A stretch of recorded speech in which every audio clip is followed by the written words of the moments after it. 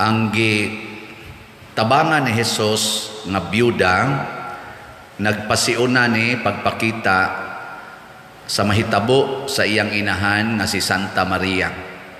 Si Maria byuda, unya si Jesus bugtong anak sa byuda nga si Maria. Sa dihang si Jesus gipatay, kaya ra gyud unta niya nga di siya mamatay, nga naman makabuhi gud siya patay. Pero si Kristo mitabang sa byuda aron ang iyang anak di lahos og kamatay, bisag patay na iyang gibuhi. Pero sa dihang siya na gipatay, siya na ba? Nya ang iyang mama byuda, bugtong anak siyang lalaki, nisugot ra siya nga mamatay siya. Kay bawo mo kung say rason. Nitabang siya sa uban, pero ang iyang mama wa nun niya tabangi. Saman? Kay bawo mo kung say rason. Nyom lang kung tutukan. Wa ko kay bawo. Kamo kay bawo mo, wa sa no? Parihatan. Wa talag mga matay mo, pangutana lang mo ni Jesus. Ngano man ka, Lord?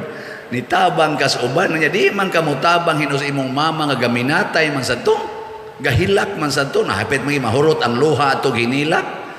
Nya wa hinuon ka mutabang aron di siya mawadag anak. Tu ano'y dili nimo kaila, nasugatan ra nimo sdan. Imong kitabangan kaninong kuyog yun sa imong kinabuhi, maugi ga anak nimo, wa nimo tabangi nga mahupay sa iyang kasuko, sa iyang kaguol. Kaninong dili nimo kaila, imong inan ayaw na paghilak. Iyang mama gipasagdan ra maghilak. Way ayo ning anaka ni. May imahay no? Inya man kung tutukan. Mga igsoon, sa unang pagbasa, niingon diri nga kita usa ka lawas ni Kristo. Usa ka lawas. Kahibaw si Kristo nga siya dili gyud mamatay.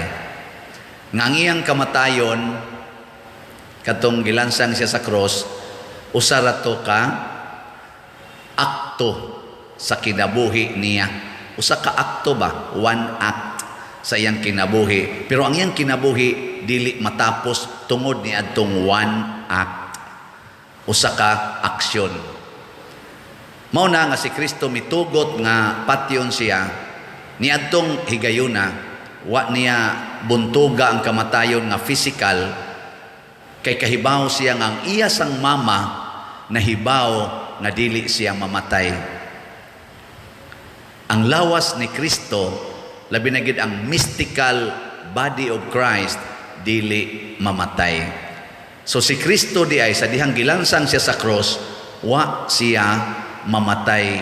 Kay ang iyang kinatibuk ang lawas, apil ang mga santos, mga anghel o ang iyang amahan, ang Espiritu Santo, apil sa tadinhing mga tao sa mystical body. Pananglitan ko kanang imong magimo na sinati nga kanabitang mga tao nga na-paralyze, ang usa ka kamot di nakalihok. Pero ang tibok lawas buhi. Ana na siya. Unya, makamaumang muhil si Kristo. Ang Ginoo nga dili mamatay, nga si Kristo usa sa mga persona sa Ginoo nga dili mamatay, mo effect siya healing sa dunay temporaryong depikto sa usa ka bahin sa lawas. Ug mao to ang iyang healing power, mao ang resurrection, pagkabanhaw.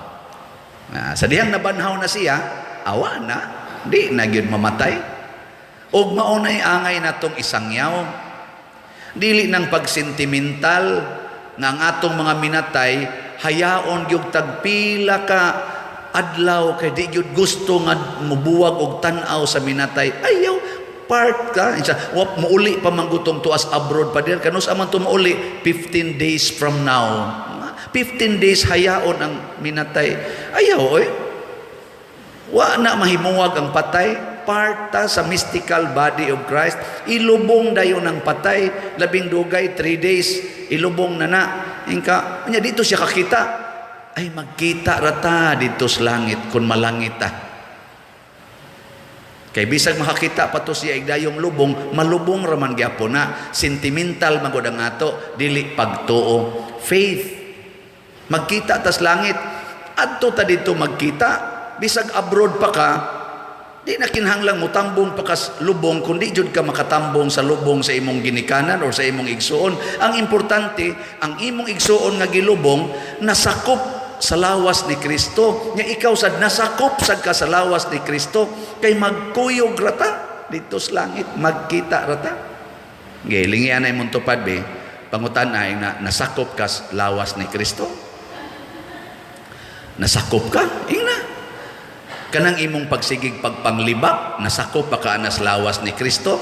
Kanang imong pagsigig kurakot, kanang imong pagsigig paningil anang utang, kanang imong sigian ng kasuko, siging dumot, nasakop pa ka na sa lawas ni Kristo. Siging sugal, siging pangabit, siging same-sex union, nasakop pa ka na sa lawas ni Kristo. Ingkawa na, hala, kuhaan na tanan. Mas importante na nga mo'y atong kuhaon ang tinuod nga kamatayon na agyod sa sala. Kining pagbuhi ni Kristo ni ining minatay, iya lang gipakita nga kamao siyang mubuntog og sala, kay ang sala mao may naghatag og kamatayon. Mabuntog niya ang sala. Muna kung doon na natay sala, muduol dayon ta ni Kristo aron iya tang pabangonon. Matud pa sa atong tubag sa Salmo, sa may tubag nato sa Salmo, kita ang iyang lungsod, ang mga karnero sa iyang panon. Ayaw gyud buwag sa panon sa Ginoo. Nya unsa man pagdili mo buwag, maghinulsol sa sala. Mao ra gyud nga ang sala may mopahimuwag nato, apatay kita diha. Mao na kanang nagdinumtanay. Nagdumot ba nya wa gyud magpasayloay, nya mamatay, nya magpamisa. Na kung nahibaw kung gadumot na, moingon jud ko na impierno na gini.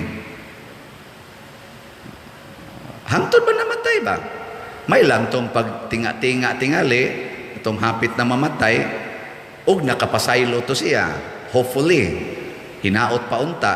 Pero basigwa, nahimuwag ka sa lawas ni Kristo, kanang mamatay ka nga naalang yapong kay kabit, na impierno ka siguro anay. May lag nakapangumpisal. O niya, gwa makapangumpisal, kaya nabanggas motor, wala, patay ka diha. Mao na kada nato kasala, reconcile dayos Ginoo, balik sa iyang lungsod. Unsaon man sa atong kanini ang ebanghelyo, gibutang diri sa pagkakita ni Jesus sa byuda, naluoy siya. Naluoy. Mo practice dayon ta og kaluoy. Kaluy ang imong kalag. Kay usahay gud maluoy ra man ta sa atong lawas. Kaluy-an nato ang atong kalag ug ang kalag sa atong isig katao. Maluoy unta ta. Muangkon unta ta nga inikasa nato namatay ng atong kalag. Nya buhion ta ni pagbalik, muduol tas gracias Ginoo. Mangumpisal, magsakripisyo, magampo aron mabalik tas gracias Ginoo. Kaluy ang imong kalag. Kanabitang mag-counseling ko, kay dagko kay problema, hapit na managbuwag, hapit na maghikog. Ang ako dayong pangutana, mituo ba ka nga naa kay kalag? Yes, Father. Nyag maghikog ka, di ka maluoy sa imong kalag. Basig naluoy ra ka sa imong lawas nga murag wa nay value, pero wa ka maluoy sa imong kalag. Kanang magsige kag pakulor sa imong buhok, kiskis ang imong kilay, paputi ang imong naong, siging pangigi anang utlanan sa imong yuta, pangkiha ng imong mga igagaw, mga kaliwat, tungod lang si yuta, nakatabang na sa imong kalag. Kaluy isang imong kalag. Ano? Basig kutob na lang nagkaslawas, kutob na lang kita lawas, ang tanan na lang ito panangkabot, para na lang kita atong lawas, how about ang imong kalag? Muna siya, muna kani si Saint John Chrysostom, grabe kay ni siya muwali, igon yung imong kasing-kasing, muwali ko kuno nig 2 ka oras. Nagana misa wali 2 ka oras. Pero di pulaan ang mga tao, makonvert noon. Karon nagwali ko 15 minutos, sige na mamugtanaw sa inyong rilo. Muundang na lang ko. Sige, manindog na ta.